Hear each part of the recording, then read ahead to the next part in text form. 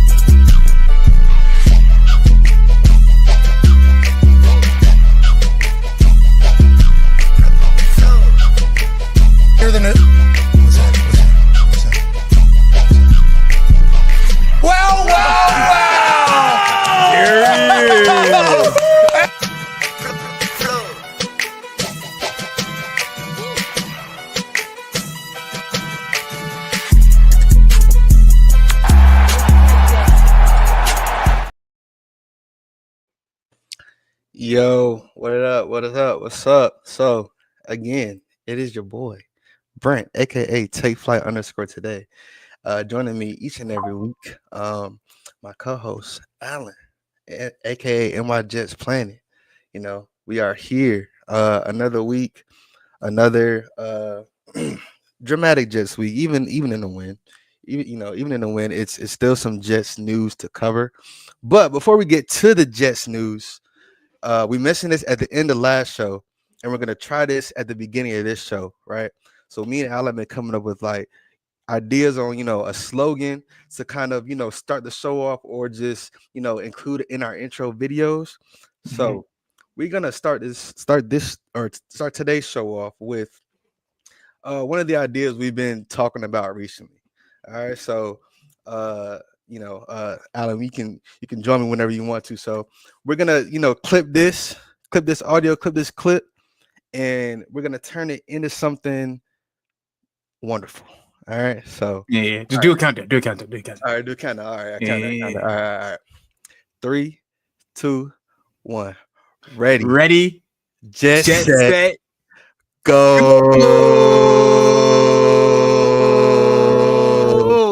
Let's go. All right, hey, that might be the one. It might be one take. That's it. It might be one take. That's it. Yeah, So, that might be the one. All right, so we're gonna take that, and we're gonna, what I'm saying, we're gonna play with it. But yeah, I like that though. I like that. Yeah, I like that. That was cool. Yeah, that was a good idea. So for sure, I've been watching a lot of Pat McAfee shows and like different podcasts, and I'm like, dang, everybody got a slogan. Like, we need a slogan or something, bro. You know what I'm saying? So yeah, we're gonna make that into something beautiful. But besides that, the Jets gotta win this week. Yeah, we gotta win. We gotta win. It's a little bit too late, but a win is a win nonetheless. You know what I'm saying? So I mean, coming into this week, following the win, Alan, how you feel about what you saw on Sunday at the performance that we put on, and going forward, how, like, I guess, how do you feel?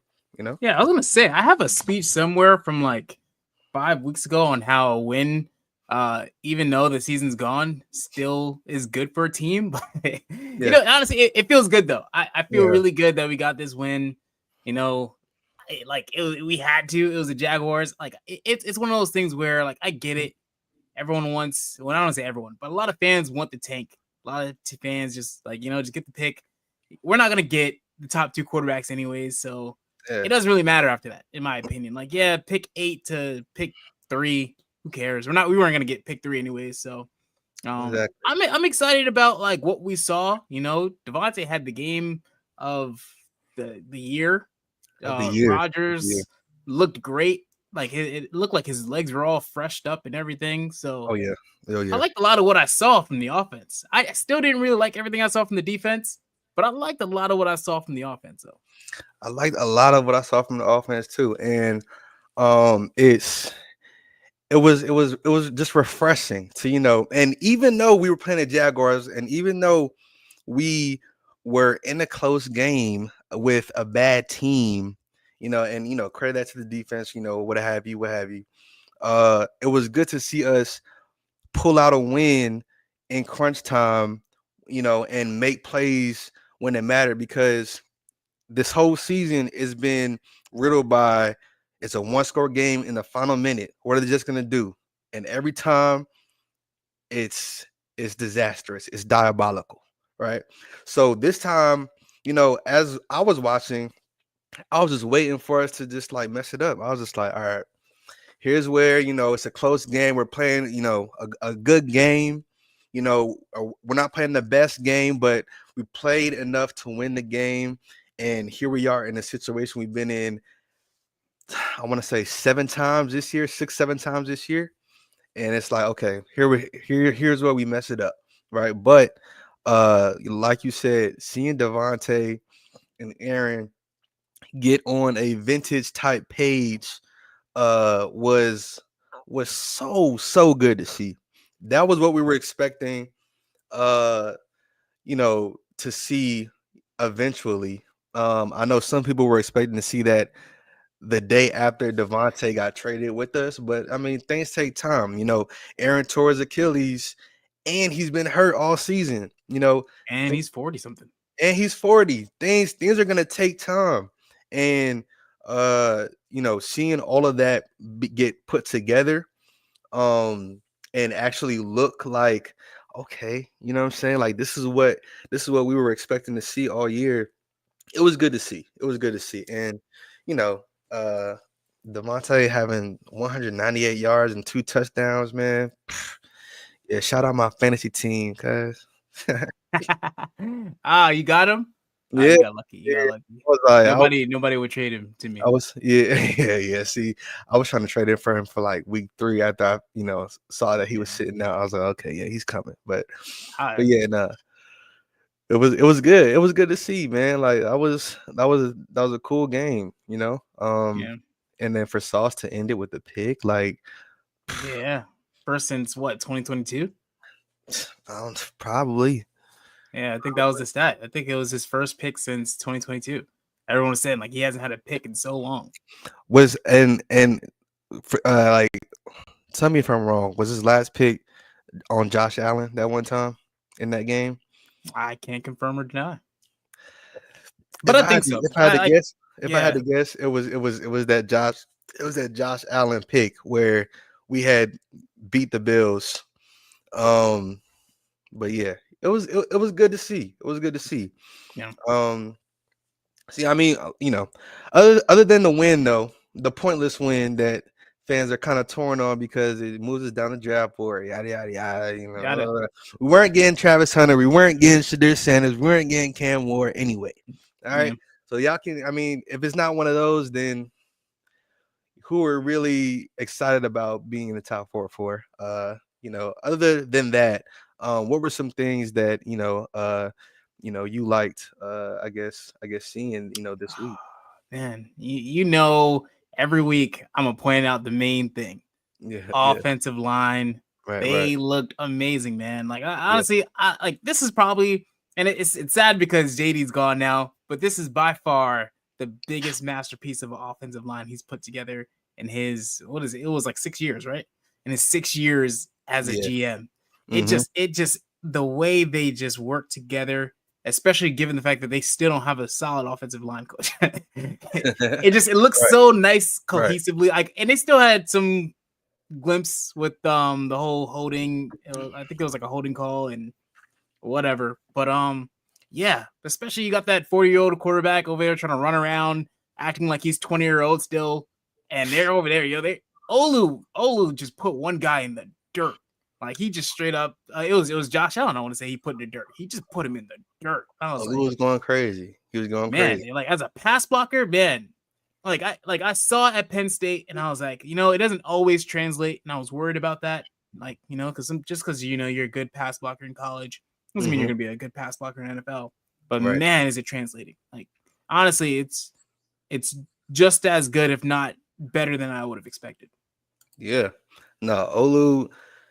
Man, that was and what's crazy is I tried to like really like watch him, during the game. I mean, with all the fireworks and stuff going on, I had some some like, eyes just kind of focus on Olu some of the times, and I was just like, wow, like he's really going crazy. And actually, since we're talking about him, let's go ahead and add him to the stage.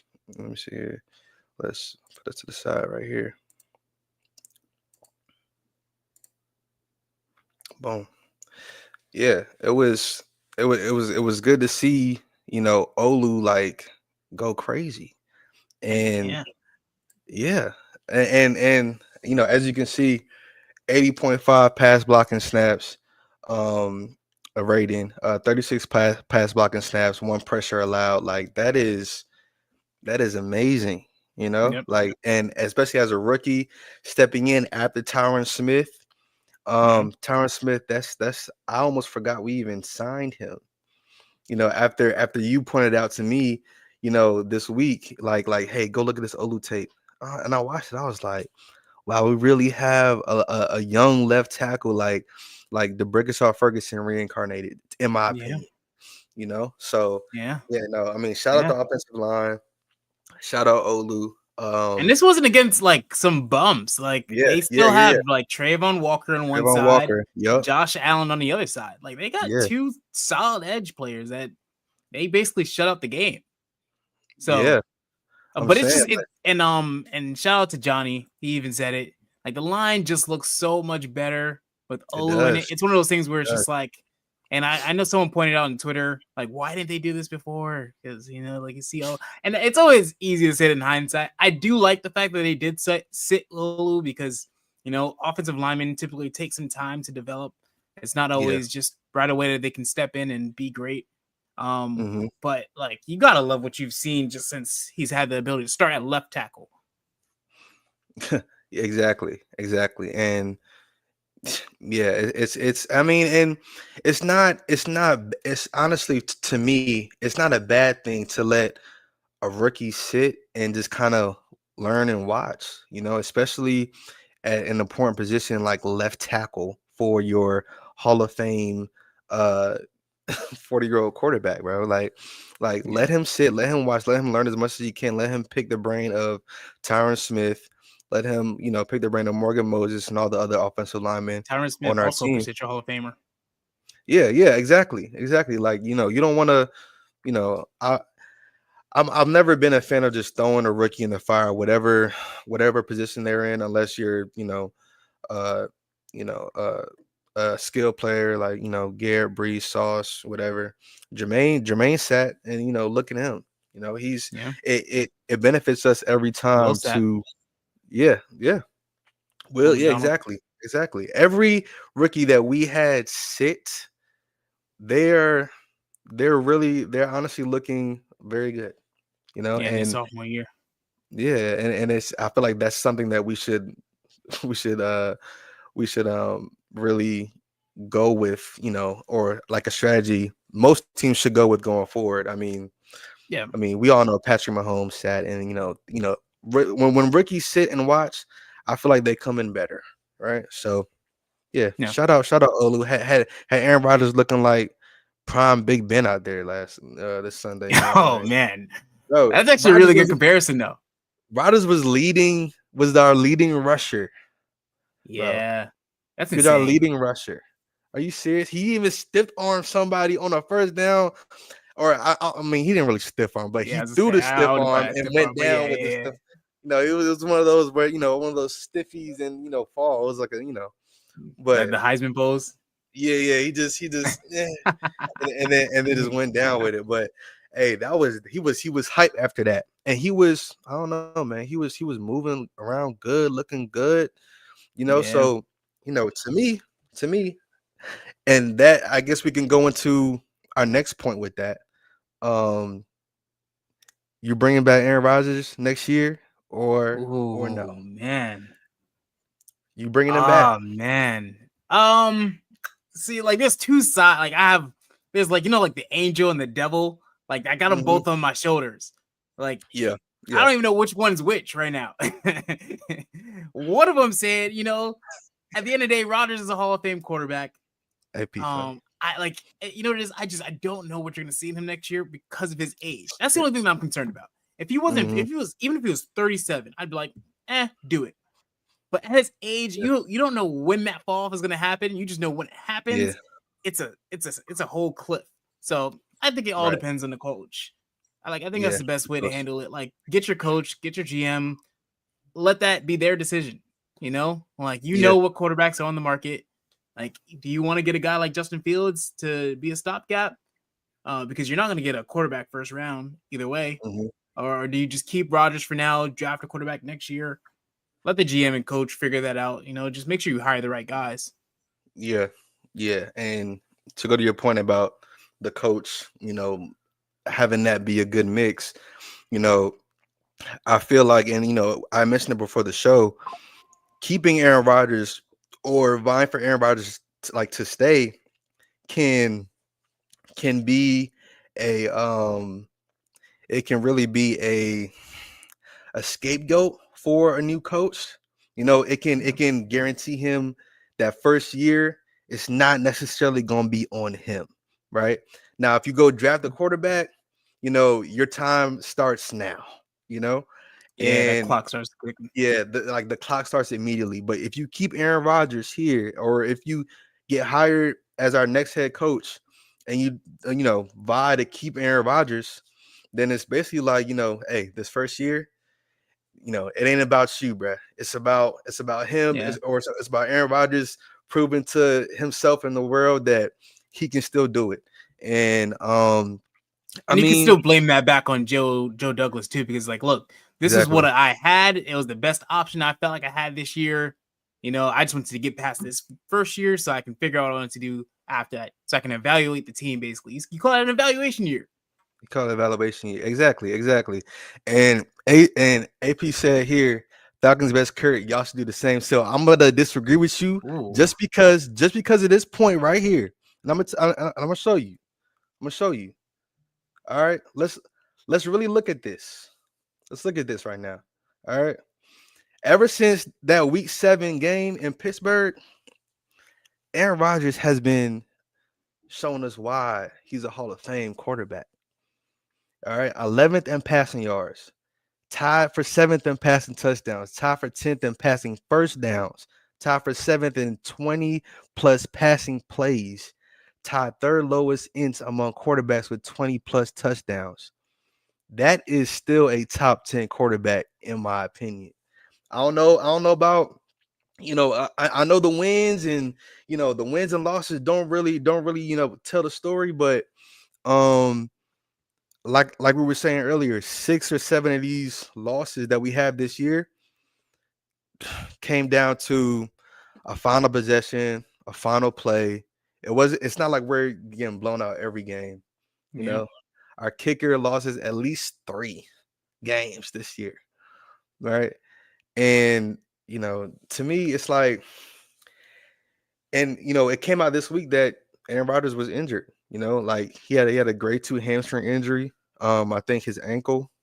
Like he hasn't been mobile, and you see this past week when he's healthy, it's like, okay, all right, you still got a little something in the tank. Yeah, but you could also say how do you know he's gonna be healthy next year? But that's why I say it all goes back to the coach, because whoever the coach is I needs to be used to, I comfortable used to, with benching him. Like if yeah, he's hurt, go to the bench. It's okay to be hurt. yeah, yeah, yeah, Just sit out for a couple games, get healthy, because you're not helping us when you're hurt. Like you're yeah, already Rodgers is a shell of what he once was. Still, at the end of the day, he wasn't just a good quarterback. He was a Hall of Fame quarterback. yeah, So even if we're calling him a top 10 quarterback right now, that is not what he used to be.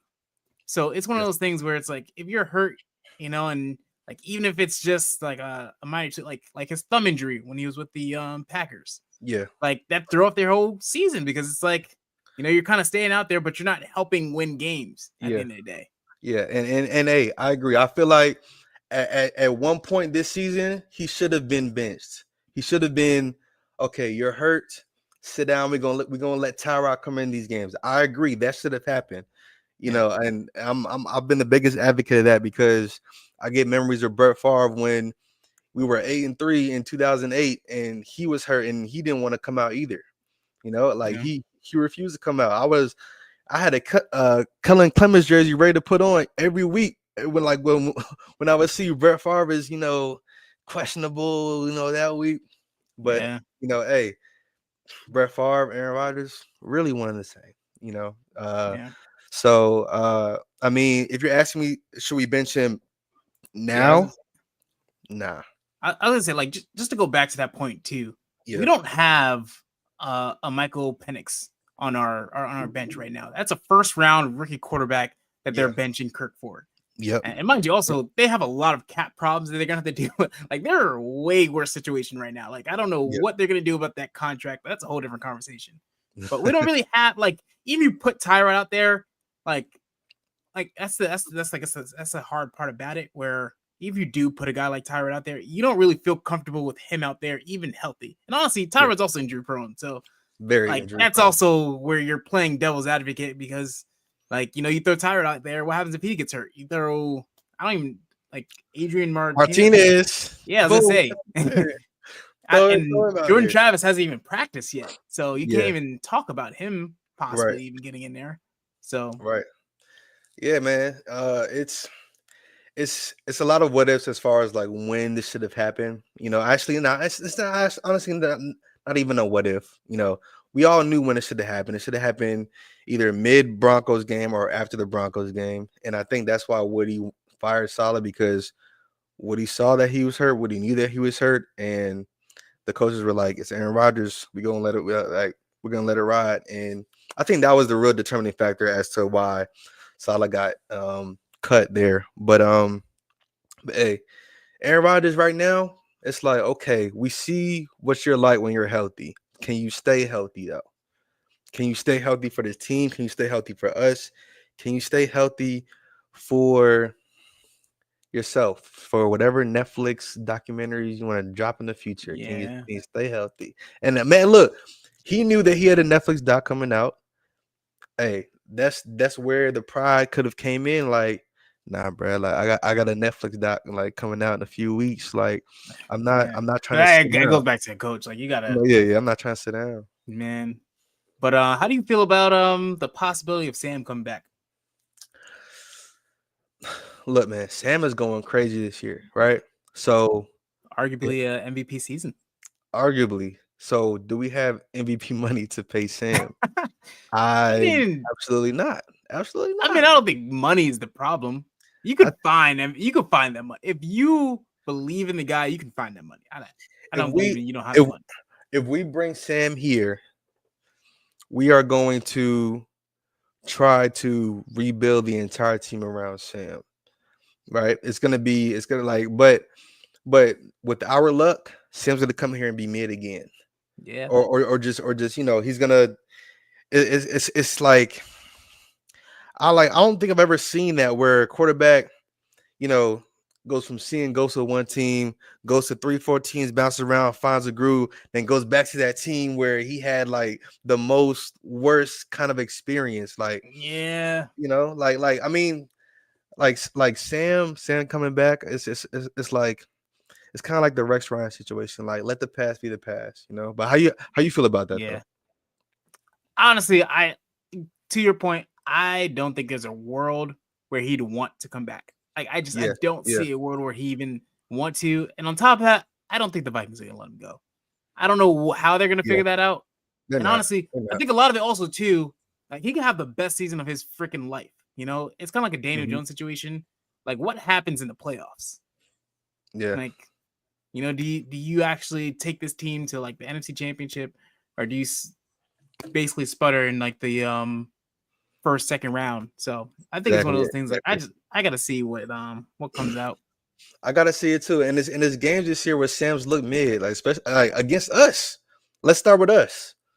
Sam looked mid against us, and that was when the defense was playing all right. So that was when we had Salah. Yeah, that was that was when we, oh my god, bro. Don't even get like that. Look, that's why that was the last Salah game right there. Man, look, man. I mean, moment of silence for Salah, man. 3, 2, 1. It's all good. I'm good. Because you know what? We gonna get Brian Flores, man. Brian, look, that's what I want. That's what I really want. I see us.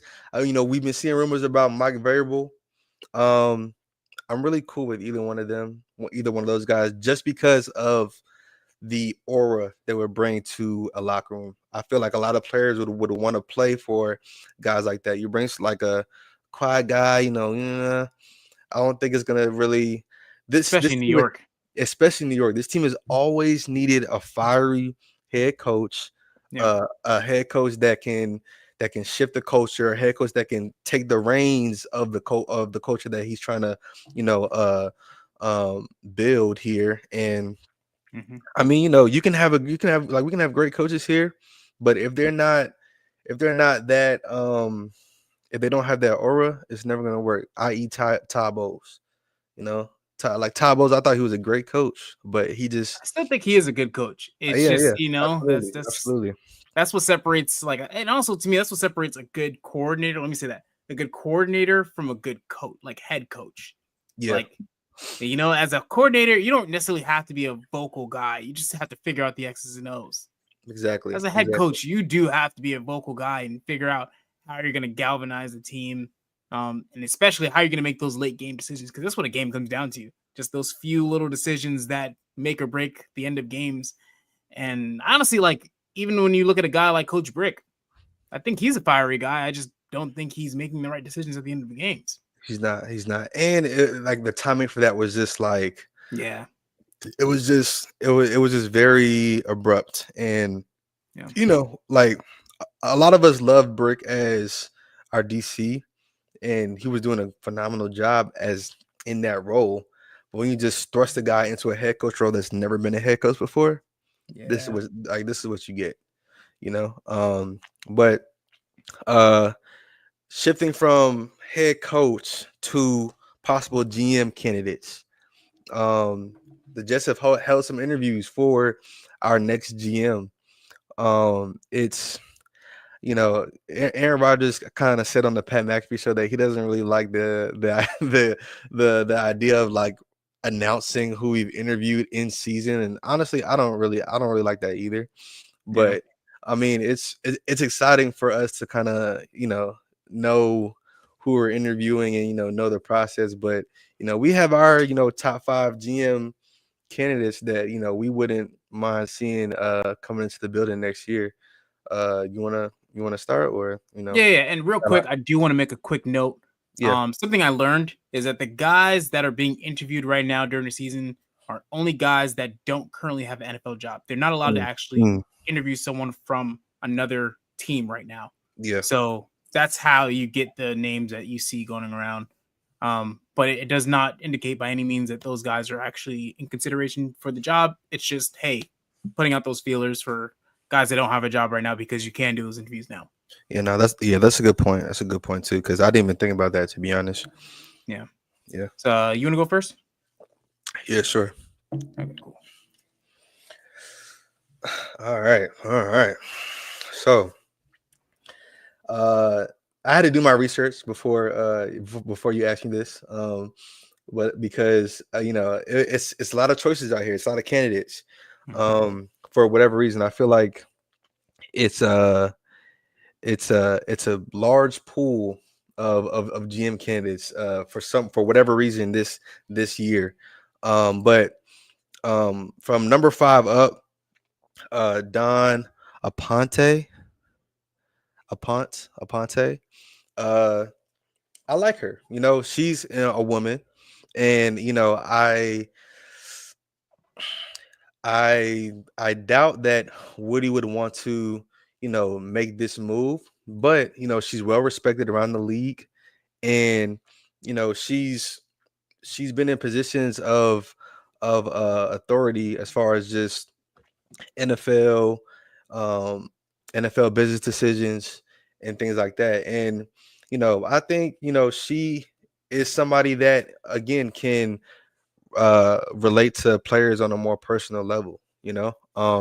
I think she has such a good spirit about her, and I was just like watching videos on her, and she speaks very well. She's very knowledgeable of the game, and I feel like that could be a turning point, as far as just like like negotiations go, or having a woman in power. I feel like that would really raise the bar and kind of shift the culture in where we might want it to go. To be honest, but yeah, no, I mean, you know, I saw her as one of the candidates. So I was like, you know what? I wouldn't mind a woman, GM. Like if we're Yeah. gonna change some stuff up, let's really change some stuff up. So yeah, I wouldn't mind Dawn. Number four, somebody that's been in the news for us this week, Lewis Riddick. Now I really wanted to put him higher, right? Because you know, he is always spot on when it comes to NFL draft, scouting. He knows his stuff when it comes like as far as the like around draft time and his scouting regimen. he he has that young GM feel uh that I feel like this team needs as well. He's Yeah. somebody that I can see, when we're interviewing not interviewing, but having negotiations with players or whether that's in-house players or free agents. Uh, that's Garrett. somebody that when they leave the room, they're gonna be like, yeah, nah, I think I want to play for Mr. Riddick. You know what I'm saying? I think I want to play for Lewis. And a lot of people say that he dogs the Jets on ESPN. Like that's media. That's his job. Okay, if the Jets are doing bad, he's gonna talk bad about the Jets. Like that's his job. But when he does talk, when he does speak, everybody on that set listens. You know what I'm saying? Nobody really brushes by what he says. He's very stern with the way he talks, and I mean, he's just a leader in my opinion. I mean, we are scheduled to interview him this I guess in the upcoming week, but I would really like Lewis Riddick in the building. Like I said, I want to put him higher, but I have to see him, or I didn't want to put him above former GMs that were doing well. Yeah. Yeah, Mike Borgonzi, GM for the Chiefs. We've seen what he's done with the roster over the last few years with the Chiefs. Bring him in, give him an interview, and work side by side with him. I feel like he's somebody that has a lot of credibility around the league, and he can definitely make some stuff happen. Like he's good at I guess the point I'm trying to make is matching a head coach with players and like putting things together as Yeah. far as just like the staff, like with Steve Spags, Andy Reid, like you just look at the Chiefs and you're just like, wow, like yeah, like they have great players on the field, and even when they lost Tyreek Hill, they still went and won the Super Bowl. So it's like They won that, two.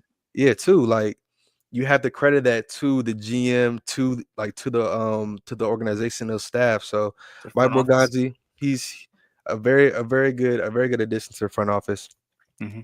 Uh, Ian Cunningham, I just know about Ian Cunningham because he's just a well respected guy in the league, and he's he's not afraid to take big swings, right?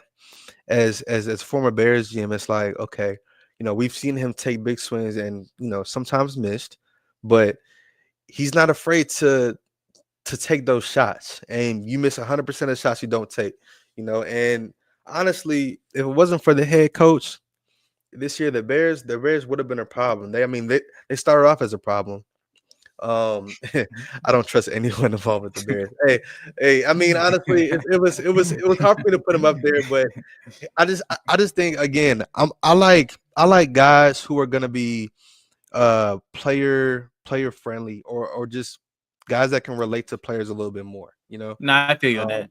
yeah, and Ray Agnew is number one for me, just because I feel like he'll check all the boxes that I just mentioned, but he will. Well, we've seen what he's put together in Detroit, a franchise that was literally at the bottom. He got Yeah. the head coach right. He got the staff right. He made a trade. Jared Goff. Like we're looking at that. Like what is he doing? You know what I'm saying? It's like, but It's all coming together right now. All right. We're seeing what Ray Agnew has put together, the product of that. And it's Yep. like, okay, you know what I'm saying? Like I can believe in you based on your most recent work. Like, we always coin the term like, what have you done for me lately? He's done everything for Detroit lately. And Yeah. like just like as far as like the proof in the pudding goes, like Ray Agnew, man, he's number one. And yeah, Warren, like I believe everything Lewis says. Like every time I watch him on TV, it's a lot of analysts, right? It's a lot of analysts that talk, and I'm just like, yeah, you know, I don't believe it. But whenever Lewis Riddish talks, it's like, hold on, I believe it. And honestly, so let me say this: he was big, very big on Jaden Daniels over Caleb Williams last year. He was the biggest advocate on TV that Jaden Daniels is going to be the best quarterback in this class. And I mean, Bo Nix is still good, and I believe he mentioned Bo Nix as top 3 quarterback in the draft as well. But his takes on scouting rarely miss. And You used to be an NFL executive too. yeah. Oh yeah. See, there you go. It's like Mhm. he has the experience that I feel like, taking over a young team like ours right now. I know we have Aaron Rodgers, and that kind of spikes the average age up a little bit. But overall, we have a young team, and I feel like he would definitely be a great option. But yeah, now Ray Agnew, number one, just based off what he's done in the league lately. Like it's been really really Yeah. impressive, really really impressive. So those are my Yeah. 5. Don, Lewis, Mike, Ian, and Ray. Yeah, how you feel about it? Yeah. How you feel about my top 5? Honestly, I like it. I like it. I think I really like your approach. Get the guys that are going to come in, because one part that I think a lot of people are missing out on is that we do have a lot of good talent. Like, yes, we're eventually going to need a new quarterback, and yes, we definitely need a new coach. But something that we desperately need to keep all these guys is that guys are going to want to have to re-sign here. And Yeah, we didn't get into it yet, exactly. but we're going to get into it later with the whole Garrett thing. Garrett's Mhm. going to want a guy that he can at least, even if he doesn't believe in everything, he has to at least like him. Like, you got to have a GM that your players are going to be there. Like, if they're at least not doing good, the players got to really really like them to want to stay here. Yeah, You miss the ball on both, and you get a guy that team doesn't like and is also not doing good at their job, you're going to lose everybody. you're gonna And lose then them. now you're really starting from square one. Exactly. And it's like I know it's a lot of good GM candidates out there, but it starts with the GM.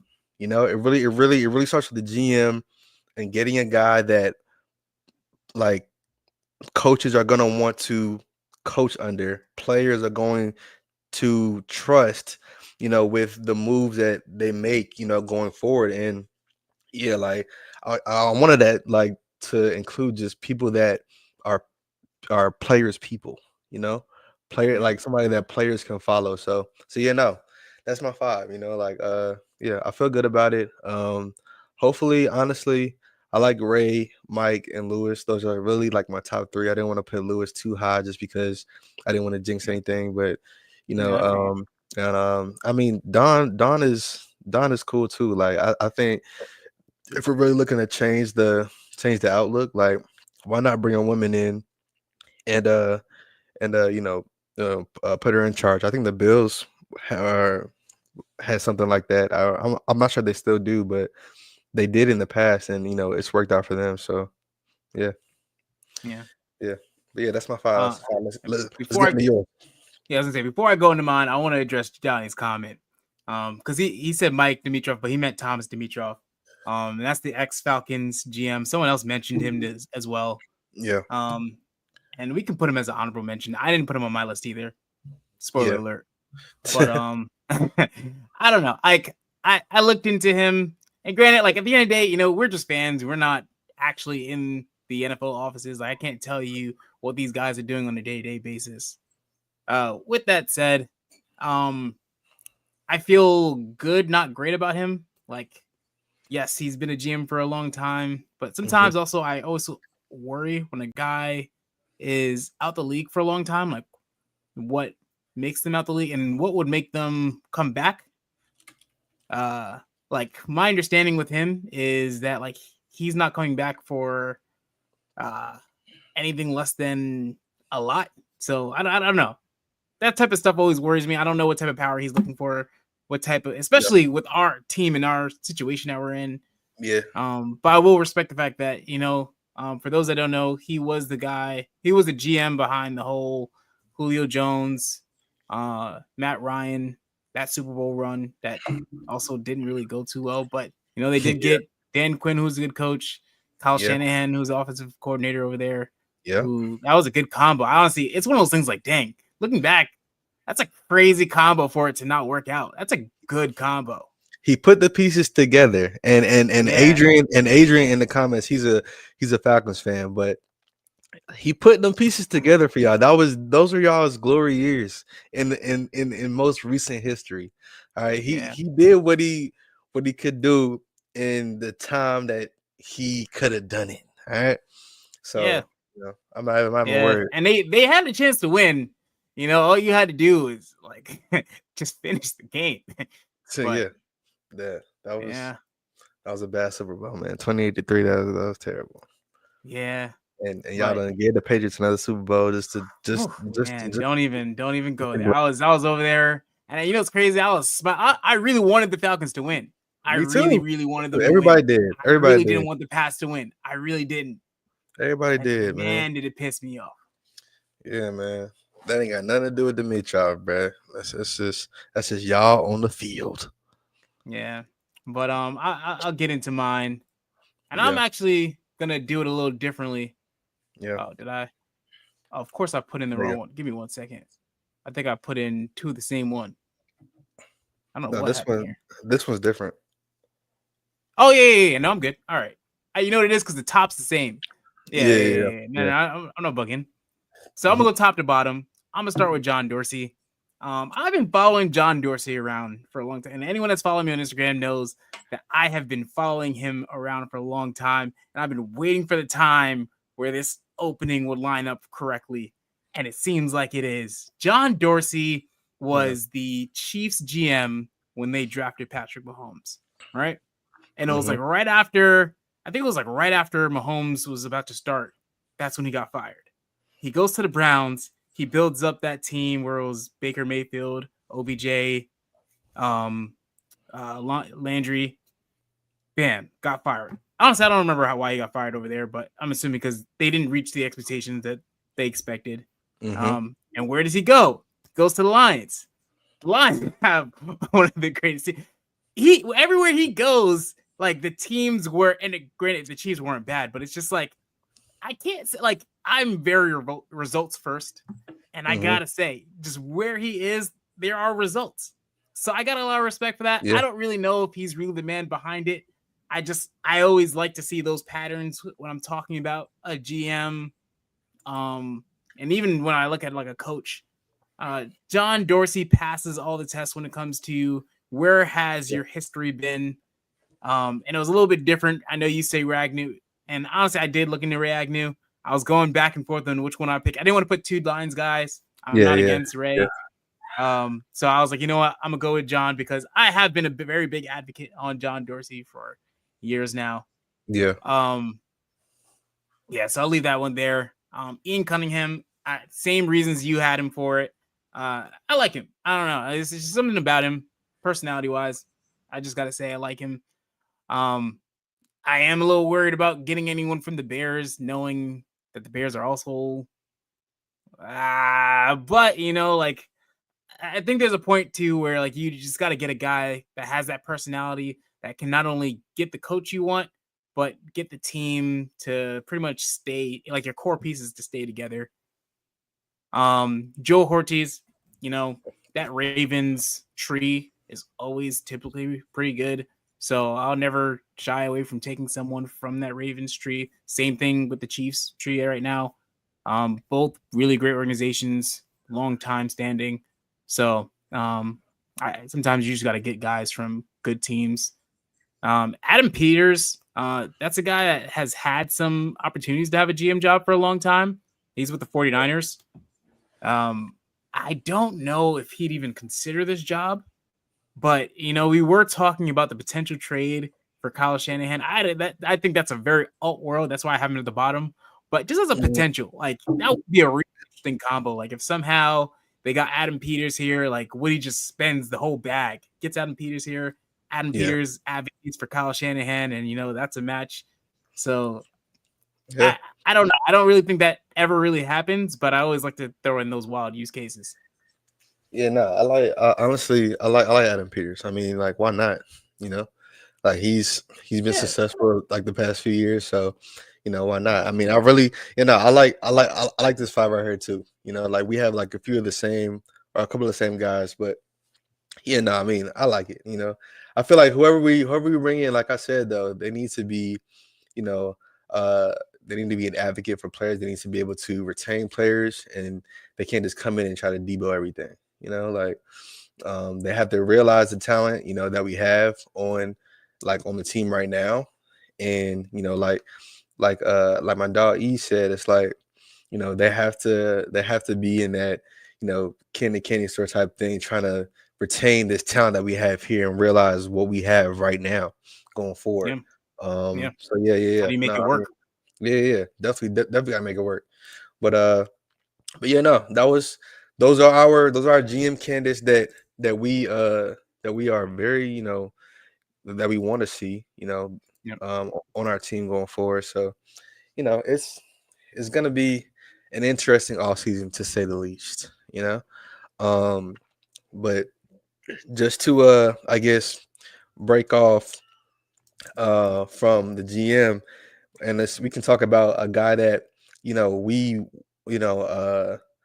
want to, or a guy that just went crazy on Sunday. We can talk about him briefly, and then we can segment into G5, but Devontae Adams went crazy this week. He really went crazy. 135 yards. I mean, not yards. Actually, yes. 135 yards in the final 4 minutes of the game. That's never been done in the last 100 years. All right. 100 career touchdown milestone, which is crazy. And he literally had 0 yards at halftime, and then ended with 198, the most he's had his entire career, by a landslide and a half, to say the least. Devontae was a madman out there, and it was good to see. It was good to see because, of course, we want to see Devontae going crazy. This is what fans expected to see from him going forward, or just like I guess when we signed him. But like you said earlier, things like this, it was gonna take time to gel, and that's why everybody online saying now it's like, all right, run it back. We like we have to see this again next year. But I've been saying that from the jump. I mean, I didn't care what was how the season was gonna play out. I think Aaron and Devontae needed to run it back regardless because they came together when we were 2-5. Like what are we expecting them to be? Shaq and Kobe in their prime and just win every game, going forward. I was very doubtful about that happening, but it was good to see this because this right here, I think this game is going to be a defining moment in this offseason. It's going to be like, okay, if y'all can still do this, let's go ahead and let's go ahead and see what we can do one more time with the whole offseason together, with an entire program under a head coach and GM tandem. Let's see all of this play out the way it's supposed to, So, So how do you feel about seeing Devontae go crazy this on Sunday? What's funny? I was actually, and I had just pressed send. I was hating on him like crazy. I was just right before, I think he had 20 yards at the time, and I just sent a story on Instagram about how the Jets shouldn't keep Rodgers or Devontae and just clean slate, Yeah, and bam, he went off for 160 yards. like right after that, I got so many DMs just from people like, "Oh, what are you talking about? You don't know what you're talking about." Blah blah blah. I was like, "Yeah, yeah, yeah." But hindsight's always 2020. I will say the only thing I will say, and first I'll give Devontae his flowers. Great game. I'm happy he got his 100 career TD. He dominated, and it came a little late, but it happened. I'm happy for him. With that said, that was a very, very bad Jaguars defense. Like, you should be doing that. You very much should, especially, you're the second option. This is a very bad Jaguars defense. Like this is stuff we should be doing. Like, especially if we're talking about, like, the guy is expected to get paid 35. Well, his contract is 35 million next year. So I think that's where it gets very interesting when we're talking about, do we keep these guys? Like, I'm not paying Devontae 35 million. I'd say that much. But like, even at 20 million, it's like 10 million. It's like, okay, I could see that. But even then, you're like, but he is going to be what, 32, turning 33. I don't feel great about it. And that's going to be the big question in this offseason. It's going to be who's willing to take a pay cut so that the young guys can eat, this time around. And I think Devontae takes a pay cut if it means that Garrett stays. Like, why not? I think I mean, maybe, and I mean, NFL money is so it's I feel like it's imaginary sometimes, like, you can transfer this into bonuses and doesn't count against the cap really. And it's like so many ways around things. And Adam showed us this Sunday that, okay, him and Aaron, give him a few weeks, and this is what you're gonna get. I wouldn't be surprised if we go and win out. I want to see how we do against the Bills.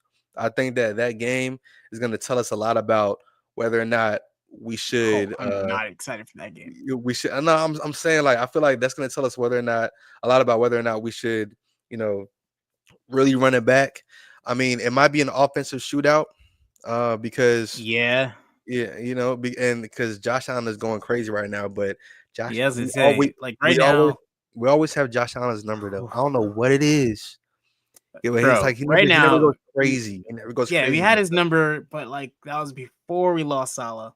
Like we just let the Jaguars score 27 on us. I'm not excited about the game.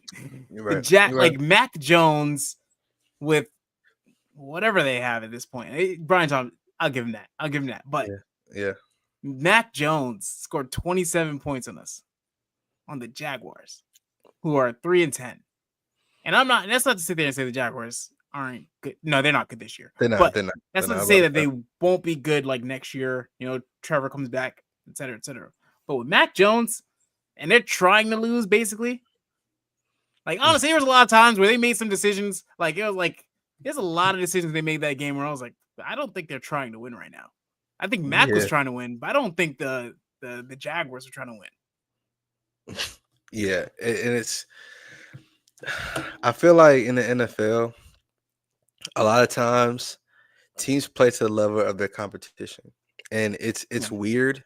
It's weird, and especially us, because it's like it's annoying when we play to the level of our competition because we can be in a close game with the Jags, but also be in a close game with the Bills, and it's like it's hard to tell, what type of team we are.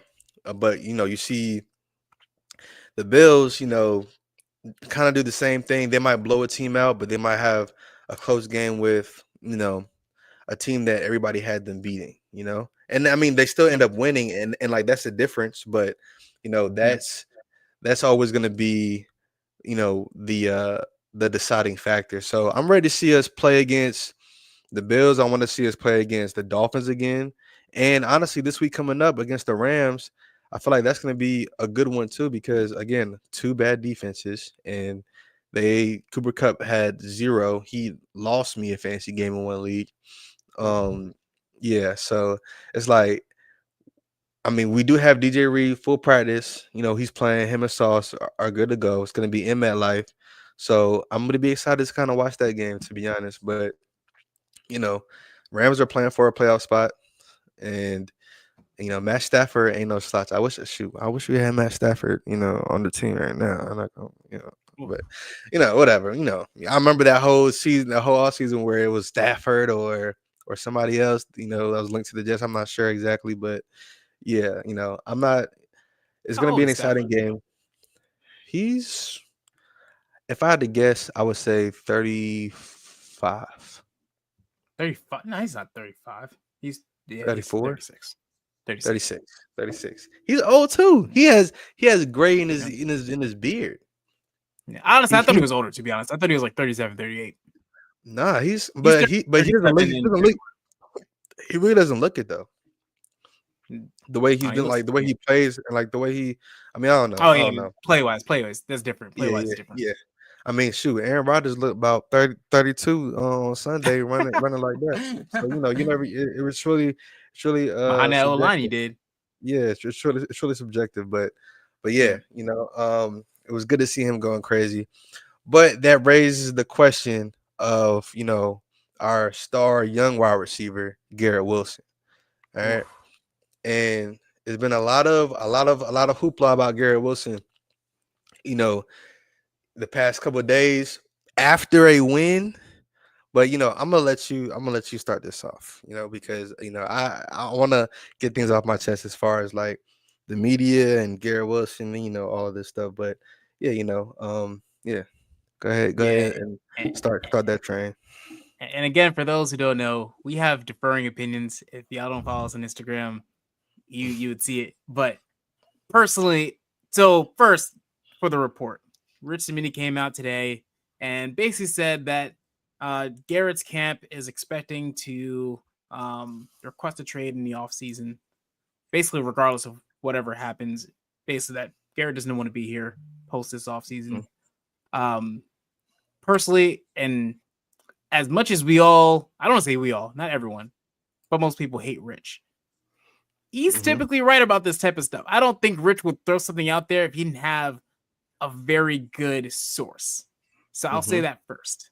With that said, given the situation, especially how I saw him looking on the sideline, and that Jag was like, yes, I'm sure he was happy that Devontae got his, but I'm almost sure Garrett is a very production-focused player, and he's looking at it from his. It's like one, and yes, we won this game, but one, the team sucks. Two, he's not even getting the stats that he feels like he should be getting. Like, I'm almost sure he believes he's a 15 plus 100 yard receiver. And because he's not getting that, I know he's frustrated. So Yeah. I genuinely wouldn't be surprised if he said, you know what, screw it. I don't want to be here anymore. I'm done. And I think he's right for that. I think he is. I honestly, like, yes, we drafted him, but the guy that drafted him just got fired. And then like what other ties does he really have to really be here? New York's expensive. I know they're in New Jersey, but New Jersey is also expensive. Yeah. So like, it's you rather just be with a team that's winning for all that. Yeah. I mean, look. I know. All right. So where I'm coming from with this, right? It's like, okay, all right. To me, I think he knows this is a fluke. This season was a fluke. The season wasn't supposed to go down like this. It's his first year playing with Aaron Rodgers. Okay. Now, I mean, I'm not denying the fact that, he might actually request a trade, but do I think he wants to leave New York? Absolutely not. I feel like, yeah, if you request a trade, it might be, like I told you, a ploy to get paid. Yeah, if you don't pay me what I'm worth with what I've been with what I've been going through here, I'm going to kind of stand on business with this and just like request this. But I say, one, you pay him what he's worth. You pay him what he's worth. Yes, Rich Cimini is a clickbait clickbait queen, if you want to say that. You know, he's gonna say whatever he wants and put it out there to get those clicks. And isn't it ironic that all this is coming out after the Jets win, after Devontae goes crazy, after Devontae has almost 200 yards, you know, him and Aaron are high-fiving and jumping up and down, and all of a sudden Garrett wants to get traded. It's really the perfect situation for him to drop that nugget out there. And I mean, who knows? It might have been something where this was just like a thought, you know, and he ran with it, because of course people are gonna be like, oh yeah, no, Devontae just went crazy. Like, dang, Garrett doesn't want to be here anymore. He's jealous. Like, yeah, like I wouldn't blame him if he wants to. Like, nah. You look at guys like Terry McLaurin, Mike Evans, you know, loyal people that stay with their organizations through thick and thin. And look, I can understand if Garrett was really, really not having good seasons.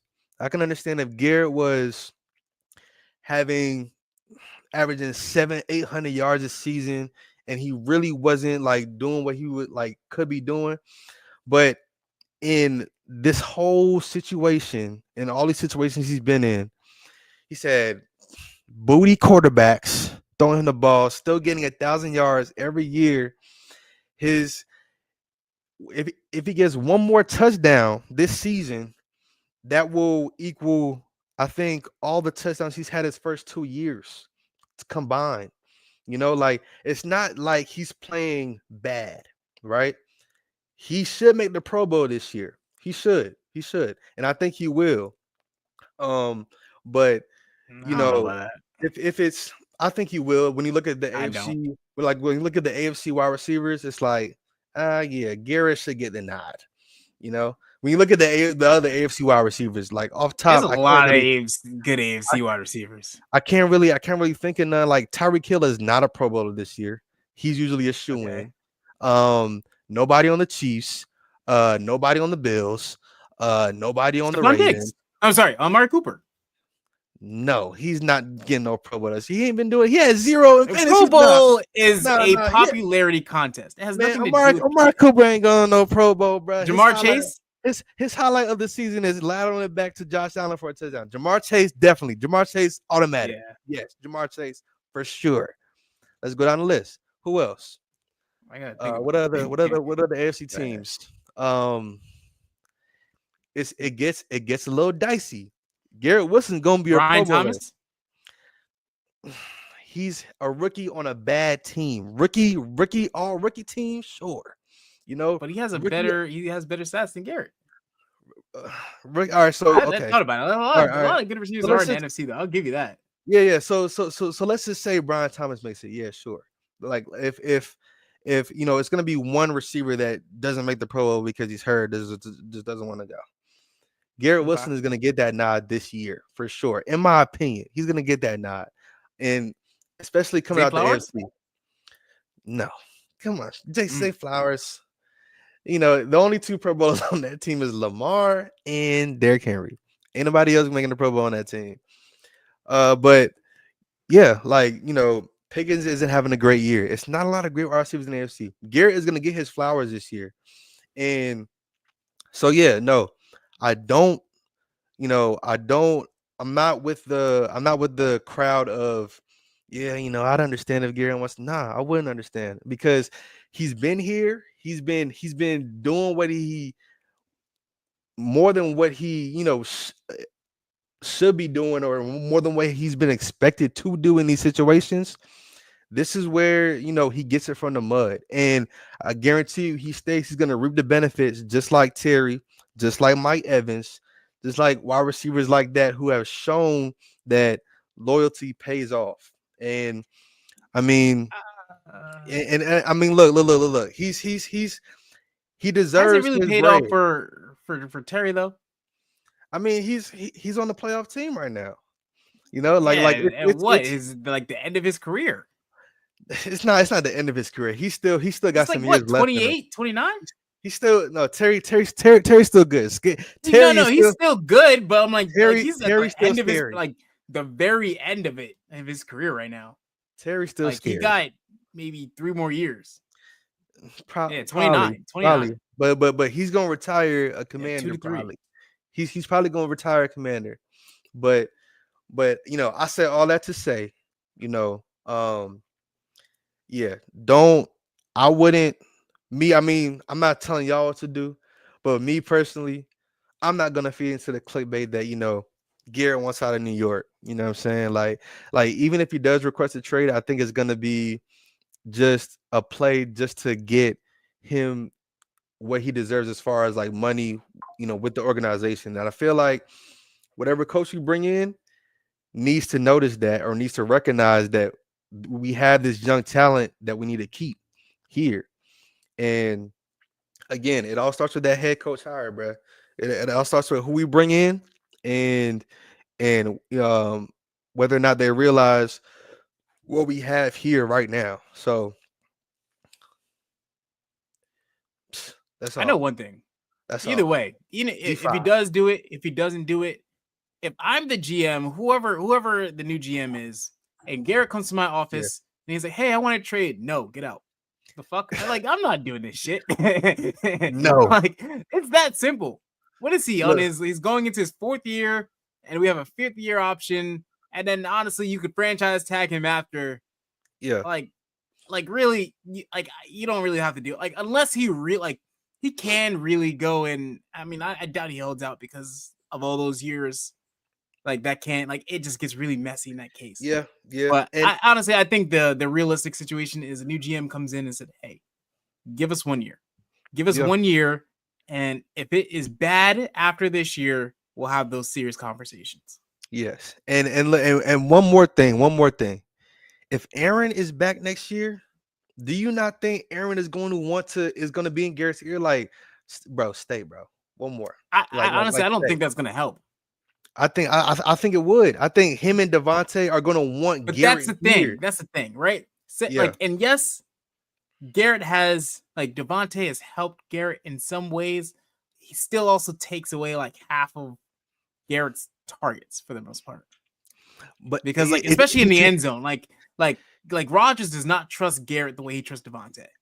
He takes it away, but Garrett's stats, and I know this is kind of iffy, kind of teetering the line, but Garrett has been playing more efficiently since Devontae's got here.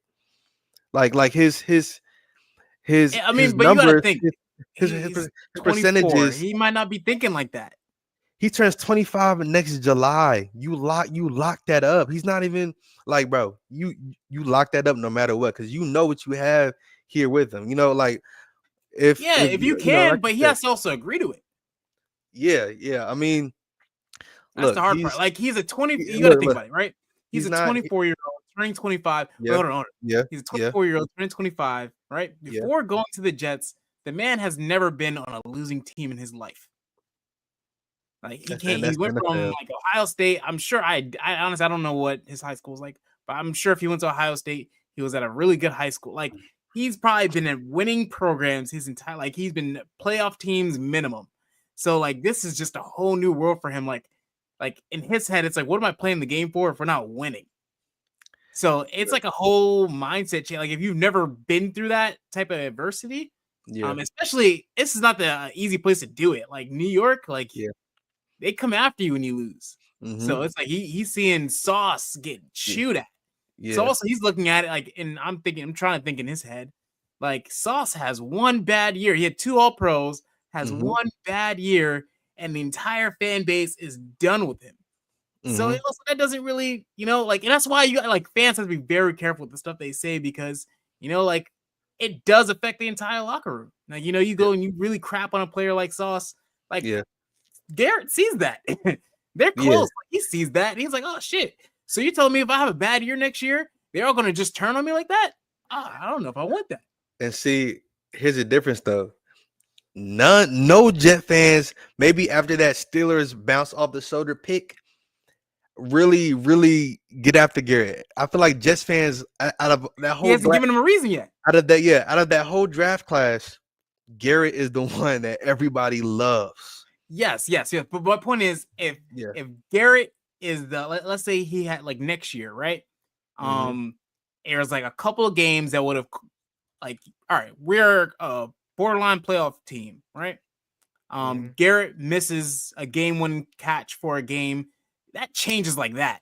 That's how quick these fans do change. I will say that. Yeah. These fans, like when I say people are in my DMs all season, like cut sauce, sauce is garbage, and it's like, oh my gosh, like you guys are like, come on.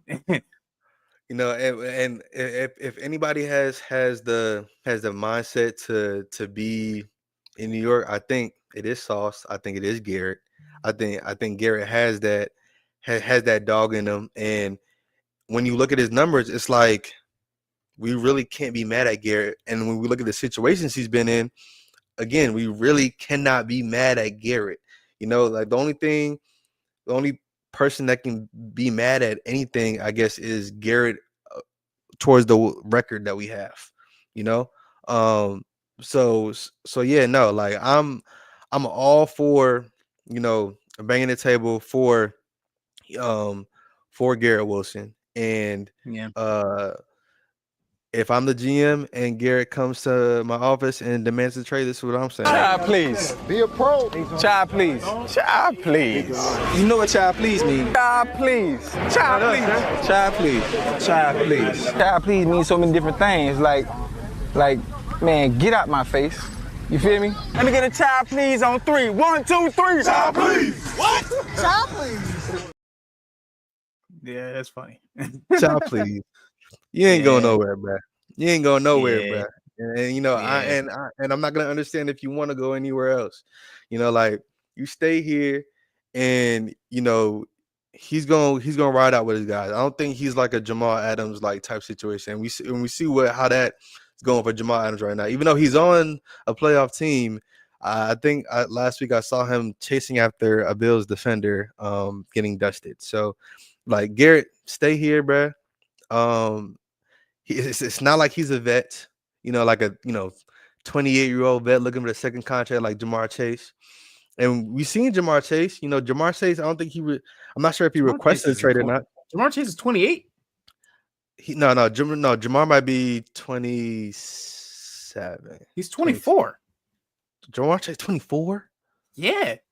Man, he must have came out of college young. And look, and that's another point. Jamar Chase is the same age as Garrett Wilson. I didn't even realize that. Yeah, he's younger than Garrett Wilson. No, that's crazy. That's crazy. But he's a couple months older. He's a couple months older. Here's another thing though. To the point you were making earlier, every player comes out of college, you know, used to winning.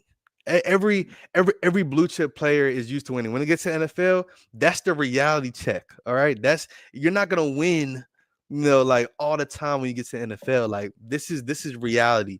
Whether he stays with us or goes somewhere else, you're not gonna win every game like you were doing at Ohio State, bro. And I don't want it to be another Keyshawn Johnson situation. You know, we lock it up. I'm not sure. I don't think Woody was around for that Keyshawn Johnson situation. There might have been somebody else as a GM or as a owner. And no, actually, no, he might have been. But like, bro, you know what I'm saying? Let's not make this another Keyshawn Johnson situation. You pay this man, and I mean, look, Keyshawn left, and he was bouncing around from team to team. He had a couple good years with the Cowboys, and it's like, all right, you know. But like, you lock this up. If anybody, you know, is on the block, you know, we was talking about a little bit last week. You know, Brees posted a post that said hashtag free 20. Oof. What does that mean? Free 20. Don't, you know, I ain't like that. And then he turned the comments off too. So he knew what he was doing. Honestly, that one I don't really care about. Like, I knew like Brees, if anything, Brees, you just got outrushed by Aaron Rodgers. Right now, I don't think you should be talking. Brees, all right, calm down. Relax. You need to relax. Right now, like, especially after coming off that game, I wouldn't really be talking too much. And it's not even hate. Like, I have a lot of love for Brees. Me too. I don't want Brees to go anywhere. Me neither. But, like, you know, you don't really get to talk when you're not really producing. Like, And plus, you got a good offensive line. You can't sit there and be like, "Oh, I don't have a good offensive line." You got a good offensive line. You know, you're very wishy-washy, and this is what I was talking about. Woody was. I wish Woody was here right now. Woody was sitting there. Oh no. You got a good offensive line. You're very wishy-washy. Some days you're good, some days you're not. Like sometimes you need, and I'm not saying it's bad, but like you might just need an elite offensive line. And that's fine. But it's like, fine. we can't have an elite everything. So it's like exactly like that kind of makes me feel like, all right, Brees, are you really elite? Or are you just a good running back? And okay, I'll say this. Right, like again, I love Brees. I love him as our running back. I love him as a weapon on our team, right? And like you said, it might just be that okay, you need better running offensive line play to get you where you need to go. You might need a better coach to scheme up things for you, but don't make it a point where it's you versus everybody. Yeah. You know what I'm saying? Because we all in this together. This high school, this what I'm saying? Like Troy Bolton said it best. We all in this together. All right. Like it's not like it's not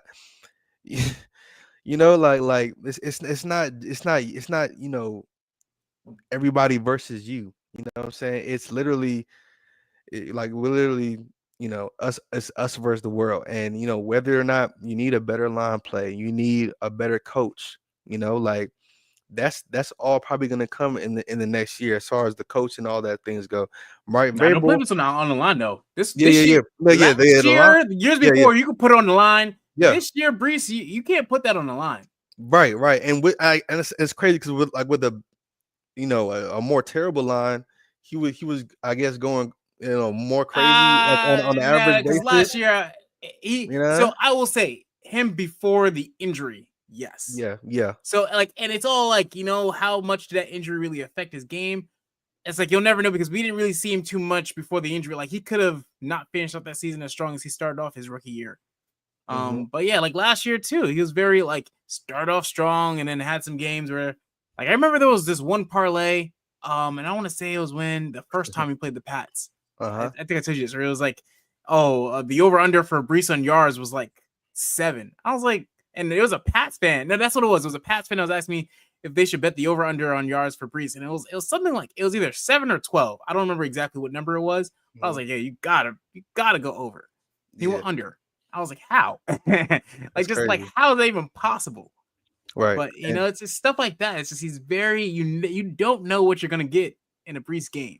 It's if the hole, and I think Johnny, I think he said it. It's if the hole isn't very apparent to Brees, it's he doesn't have this mentality of just run right through it. He does a lot of dancing and he tries to Le'Veon Bell the situation. But Le'Veon Bell, don't bring that name up. Don't bring that name up. I'm just saying Le'Veon Bell worked because they had such a great offensive line. Yeah. That he could sit there and dance around because eventually the offensive line would sit down and make those holes where he could just kind of run. Plus, he had a really good vision. That's what made Le'Veon before he came here. For sure. Yeah. But we didn't have the offensive line when he came here, and then his prime ended, and it was what it was. Yeah. No. I definitely agree with that. But yeah, Le'Veon Bell. That's yeah. I almost got his jersey too. I'm glad I didn't. Yeah, me too. But yeah, no. Yeah, Brees.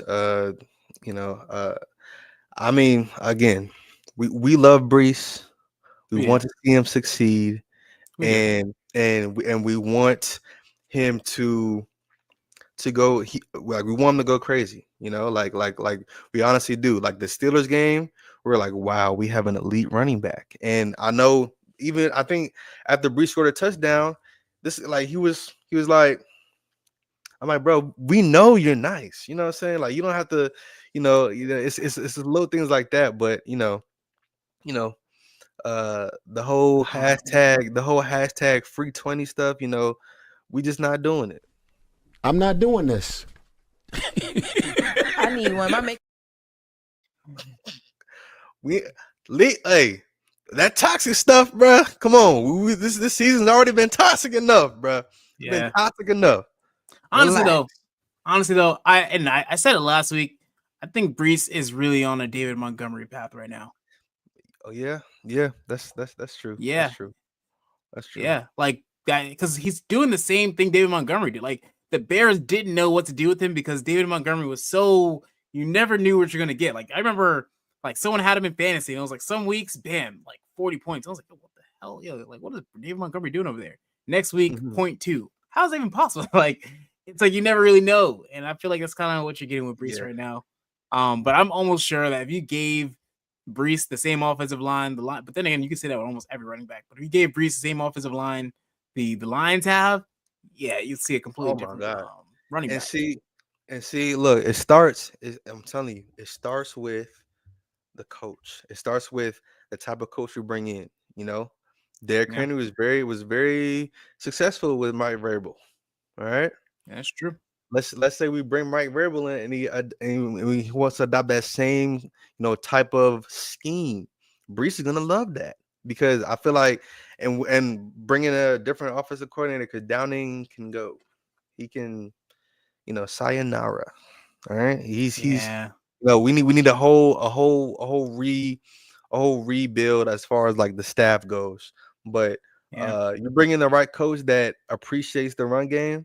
I guarantee you, Brees, you know what I'm saying? It won't be free 20, it'll be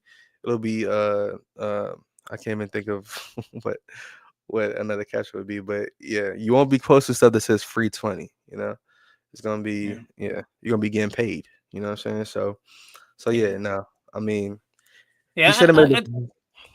yeah, sorry. Just to go to your point, Yeah, I think at the end of the day, they just do whatever they can to just keep Garrett and Brees around at least for another year. Yo, let's figure this shit out. Honestly, in my opinion, and everyone might hate me for it, but get another offensive lineman in the first round this year. And I know everyone's like, "Oh, first rounder." I don't care. Like in my opinion, and granted, actually let me see who's available first. Let me see who's available first. yeah, You need to yeah, get a guy that's worth like right now. I think we're pick 8, so you need to yeah. get a That's guy great. that's worth that pick first.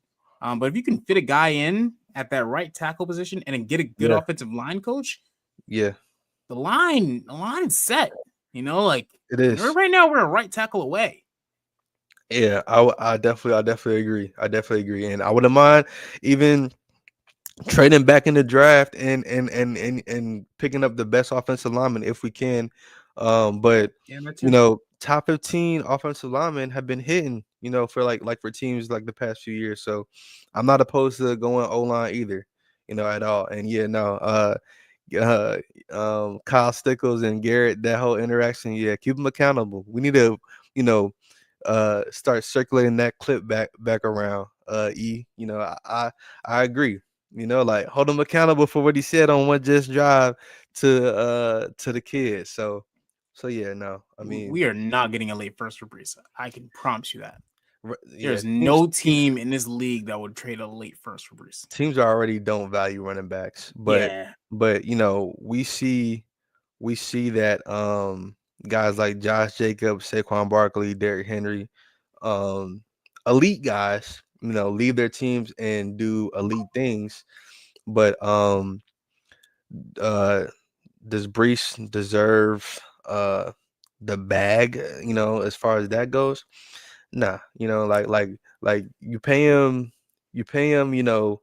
average, and you don't overpay him, because we do have backs here, and he's gotta he just can't have that selfish mentality like when it comes to getting paid, because he knows the draft class he's in. All right, like he knows the guys, he sees the guys, he sees who's valuable to the team, and I just hope that he doesn't have that mentality of like, what I'm saying, like I need to be the highest paid guy. But because Mhm. I right when I thought about it, I was like, well, this one team that would do it. Would you trade him to the Chiefs for that late first round pick? Oh my God. I was gonna say there's one team that would do it. I just don't know if you want to make that deal with the devil. Nah, I wouldn't do that. I don't think No, I could do it either. I wouldn't do it. Give us Yeah. Pacheco. If you give us Pacheco, I'll be all right. Ah man, You I give us, you still give, wouldn't you give, like it. You give it somebody like Pacheco, I'll be out. But yeah, nah, I Oh wouldn't. I wouldn't man, do it. I I wouldn't would do feel it. disgusting after. Yeah, nah, I wouldn't do it. I wouldn't do it Like, because like man, you better hit on that first because oh my yeah, gosh, you are potentially just oh no, yeah, no. Like I'm cool. I'm cool. gosh. Even if we did, like, yeah, even if we got a tight end, I still wouldn't feel good about it. I rather take my chance that the Chiefs just don't draft a good player, Yeah, honestly, than to just yeah, nah. hand them Brees. And knowing that they do have a good offensive line. They do. They do. And yeah, nah, And I'm then you're gonna give him of Andy course. Reid? Oh my gosh. Yeah, nah, I'm good. I'm good on that. Like, I honestly don't want Brees on any other team. Like, stay with the Jets, bro. You and Braylon do what y'all supposed to do. If anybody, gets nicked up, Isaiah Davis is a great, fill in for, the moment. But I'm not, I'm definitely not big on letting Brees go because he's a guy. He's a dude. You know what I'm saying? Like, you part that sea, he hitting that joint like Moses. You know what I'm saying? Yeah. So I'm not even worried about it. We've seen too many dynamic plays from Brees to just be like, yeah, nah, like I don't want to mind losing Brees. Like, no, Brees has been dynamic. Garrett has been dynamic. Sauce has been locked down this year. Okay, he's getting exposed a little bit. Everybody has a down year. That's what those are called. Everybody's not gonna play perfect. Mahomes is having a down year. Okay, Yeah. like it's good This players has that have comparable stats to Rodgers this year. yeah, Mahomes having down year. Tyreek is having a down year. Players have down years. Well, Like no, this. Tyreek's regressing. Yeah. Tyreek, like you know what I'm saying? Like it's either he's regressing or he's just having a down year. Like it's either one or the other. But I'm not, I'm just not, like we have the pieces and yeah. So uh I There he's say old. yeah, I say I say whoever we bring in, man, they just better recognize that for sure. But Yeah, and to answer that question too, honestly, a good GM won't be aggressive in free agency, yeah, mostly because like there's not a lot of like I can't remember the last free agent that was really hyped and actually worked out. Like they never hit the ceiling of what you think they're gonna be. Oh, like yeah. you're either overpaying for someone to be kind of average, Hmm. or you find like those gems like a DJ Reed who you weren't expecting to be that good, but then ends up being that good. Hmm. So a good GM is gonna go and try to figure out like, hey, let's try to find those gems, but also save some money because if Sauce, JJ, Brees, and assuming you don't have a contract with Garrett yet, like those are four guys you got to pay in about a year or two. Yeah, So you yeah. don't want to spend so much money knowing that those contracts are going to come on the books. Yeah, I don't see us being overly aggressive this free agency just because I think we have the pieces on the roster right now. Yeah. Maybe a couple pieces we can add an inside defensive lineman that can come at a cheap, deal. Yeah, Um, but you're not going to overspend at that. you're not exactly. You're not gonna overspend at, a safety if you want. I feel like when healthy, our It safeties. is a good safety class, though. Yeah, it is a good safety class. I wouldn't mind adding somebody to that room to play under Chuck and Tony Adams. Yeah. So yeah, Ashton Davis making plays, punt fake. Oh gosh. Oh man. I was You like, know I was like, they. I was like, I was like, who was that? LT? Who's that? LT? you Dang, know, he was you know what's gone. funny? I see a tweet this week. I still call it tweet. I know it's X. I don't know. They don't have a new tweet, like new word for tweeting Yeah, anymore. yeah, yeah. But I saw a tweet from the Jets, and it was like, vote Ashton Davis to the Pro Bowl. I was like, I'm not doing that. Are you kidding me? Because he had one play all year. Like, come on, Man, let's not get ahead of ourselves right now. yeah, relax. Let's not go Relax. too crazy. Relax. You want to say, oh, vote Tay. Fine. I don't agree with it, but fine. Vote Garrett. Shoot, All right. shoot, Garrett, I'm Garrett not and putting Tay. Ashton Davis in the Pro Bowl. Garrett and Tay might end the season with 1,000 yards. I feel like, and Yeah. and honestly, look, it's nothing I want to say that I just thought about. When with all this Garrett news coming out, all these Garrett rumors, right? I bet you he goes off the rest of the season. I bet you goes. I bet you he ends the season with 1,200 yards. He's at nine. He's at 966 right now. I bet he ends the season with 1,200 yards. 3 more games. Mm-hmm. 1,200 for Garrett. He's gonna end the season with 1,200. 1,200 and 9 touchdowns. That's Pro Bowl worthy in the AFC. How many touchdowns do you have right now? 7? 6. Ooh, that's a lot. That's like 100 and a tutty a game. Just about. Cool. I'm cool with that. Shoot, he might get 2 touchdowns a game or one of them games. Shit. He might get 2 touchdowns one of those games.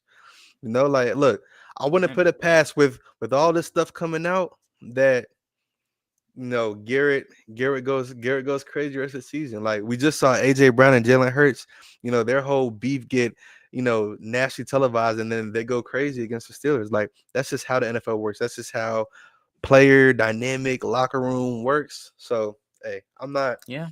I mean, if you want to get traded, you gotta give something for people to trade for. Yeah, go ahead. Show them why, you know, show them why they should either pay you or trade you. You know what I'm saying? It's just extra ammunition for me to be like, hell no. Absolutely not.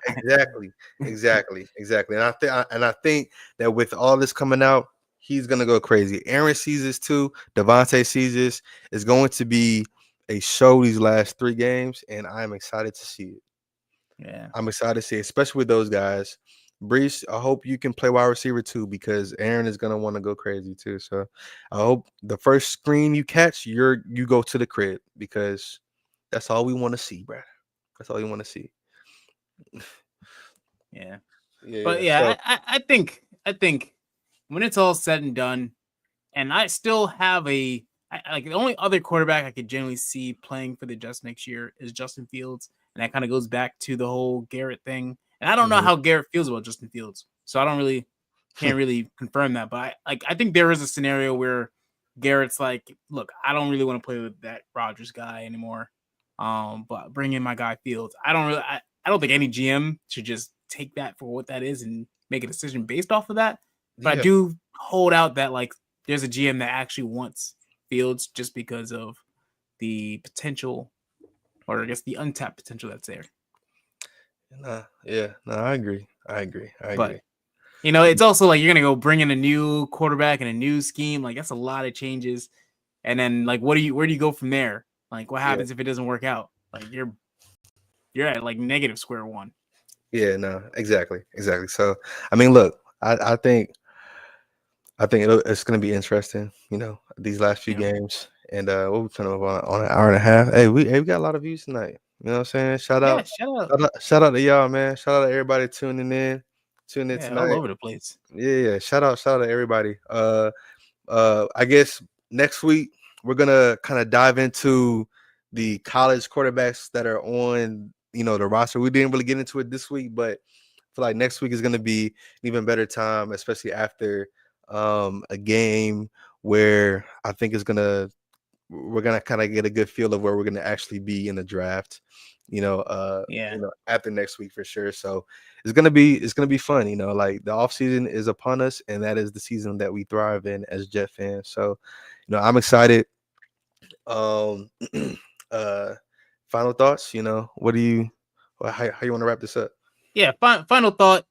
We didn't really get to talk about it, but shout out to Calvin Banks. He's gonna be he's the offensive tackle for the Texas Longhorns. He's going to be playing in the college football playoffs upcoming weekend. Okay. So no. Yeah. They play this weekend. So he's a dog. I don't know if he's playing because I know he was hurt. I know he missed the SEC championship. Yeah. So if he does play, I'm excited to see him because that's a potential pick. I don't really know. Like I do think he might go like 4. But in the case that, you know, we're in position to get him, I think that could be a good pick. There's some other guys like I know someone said Warren from Penn State. So it's gonna be a really interesting week to watch as Jets fans, as we are still a top 10 pick team. So like a lot of guys that could potentially pop out. So definitely keep an eye out. Yeah, no, for sure. And shout out to That Texas Longhorn. He a dog, man. He a dog. Shout out to Archie Manning. I'm gonna just throw that out there. Oh gosh. Shout out to Archie Manning, man. I see you, boy. I see you, boy, out there playing like culture Manning out there, boy. I see you, boy. You know what I'm saying? Hopefully next year, you know, when Quinn goes to the NFL and you know, and he does this thing, you know, we tank in a couple of years to go ahead and to draft you, buddy. I refuse to tank. Shout out, you know, in a couple of years, the year after Aaron Rodgers, that might be the year. No. You know, but now appreciate everybody coming in and you know, watching us tonight. Make sure y'all like and subscribe in the video. Let's do the slogan one more time, just for a second take, you know. Just for a second take, because you know, one take is cool. But let's you know what I'm saying, let's do another one. But all right, I'll count down. So 3, 2, 1, ready, JetSet, go. We go. All right, yes, sir. Yes, sir. All right, guys. Catch y'all.